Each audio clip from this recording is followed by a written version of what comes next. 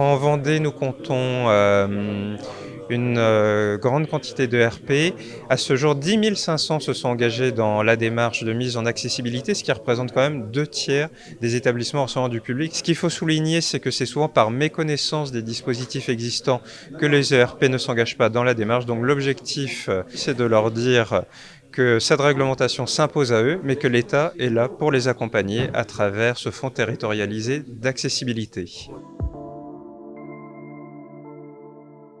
Le président de la République a annoncé un soutien de 1,5 milliard d'euros pour la mise aux normes des établissements recevant du public, notamment pour permettre la mise aux normes en matière d'accessibilité. Cette aide prendra la forme d'une subvention qui pourra aller jusqu'à 50% du montant des coûts des travaux. Ça peut être l'installation d'ascenseurs adaptés, ça peut être l'installation de toilettes également adaptées, donc le champ des travaux est extrêmement large. Les démarches sont extrêmement simples puisqu'il existe un guichet unique géré par l'agence de services et de paiement. Et donc, il suffit de déposer un dossier. Une avance de 30% sera débloquée très rapidement à la réception du dossier.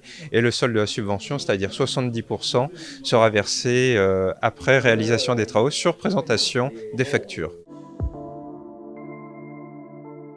L'accessibilité sur le territoire vendéen est quand même quelque chose aujourd'hui qui commence à prendre forme.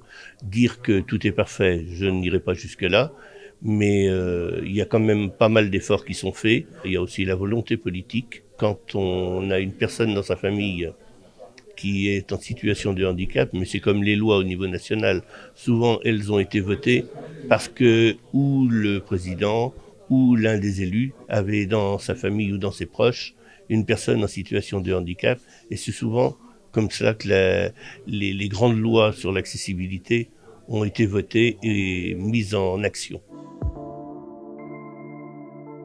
APF France Handicap est aussi une association de proposition, c'est-à-dire qu'on aime bien pouvoir discuter, travailler avec les élus. C'est aussi ça, c'est d'être force de proposition, de façon à ce que quand des travaux sont faits sur dans un lieu, quel qu'il soit, que ce soit bâtiment ou voirie, on n'y revienne pas au bout de 8 jours pour dire attendez, qu'est-ce qui se passe là? Vous n'avez pas été capable de faire comme la norme le demande. Il y a à la fois la norme et la qualité d'usage. La qualité d'usage va au-delà de la norme parce que souvent c'est des petits détails qui font que l'accessibilité est encore de meilleure qualité.